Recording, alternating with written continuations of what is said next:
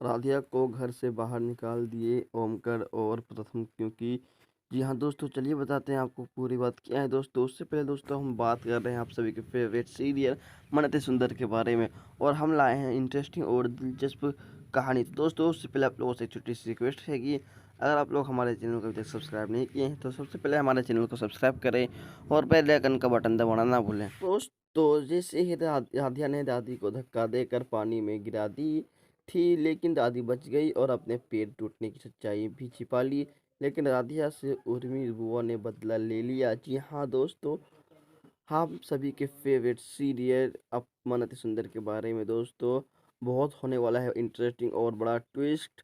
तो दोस्तों आगे हम देखेंगे कि मित्तल में परिवार में दीपावली का त्यौहार पूरे जोश और उत्साह से मनाया जा रहा था। घर में रंगोली, दीप और मिठाइयों की खुशबू फैली हुई थी। सब कुछ अच्छा चल रहा था, पर कैसे पता था कि खुशियों के इस मौके पर एक बड़ा तूफान आने वाला है। कहानी की शुरुआत होती ही उस दिन से सब राधिया पर आरोप लगता है कि उसने दादी को स्विमिंग पूल में धक्का दे दिया। सब लोग हैरान रह जाते हैं। दादी पानी में गिर जाती है, लेकिन चमत्कारिक रूप से तैर कर बाहर आ जाती है। सबको लगता है कि दादी घायल हो गई होंगी, मगर दादी तो पहले से ही तैराक थी और इस घटना को एक नया ड्रामा बना देती है। ओमकार जी और प्रथम दोनों ही गुस्से में आकर राधिया से सवाल करते हैं। राधिया अपनी सफाई देने की कोशिश करती है, लेकिन दादी और उर्मी बुआ की बनावटी बातों से पूरा परिवार राधिया के खिलाफ हो जाता है। जी हाँ दोस्तों, और आखिरकार ओमकार और प्रथम गलतफहमी में आकर राधिया को घर से बाहर निकाल देते हैं।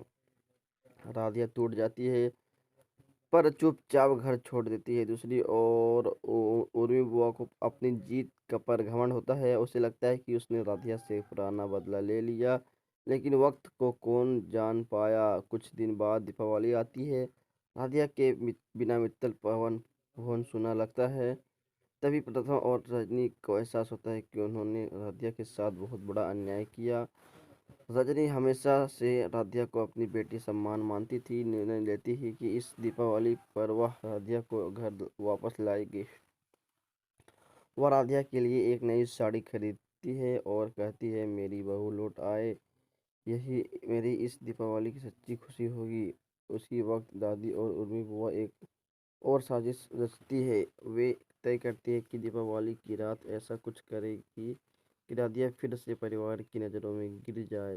दादी अब भी अपने पैर टूटने की झूठी कहानी पर अड़ी रहती है और उर्मी बुआ उसके हर चाल में साथ देती है। लेकिन इस बार हालात बदलने वाला है। राधिया के धैर्य, सच्चाई और प्रेम की जीत होने वाली है। कहानी अब एक नए मोड़ पर पहुंचती है, जहां मित्तल परिवार फिर से सच्चाई और झूठ के बीच उलझ जाएगा।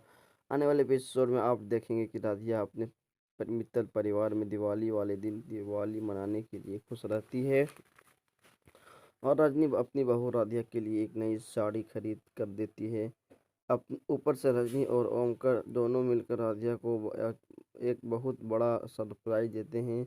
एक डिब्बे में मिठाई रहता है तो दूसरे डिब्बे में पटाखे। मित्तल परिवार का माहौल बहुत ही ज़्यादा खुशनुमा रहता है। अगर कोई राधिया से जलता है तो वह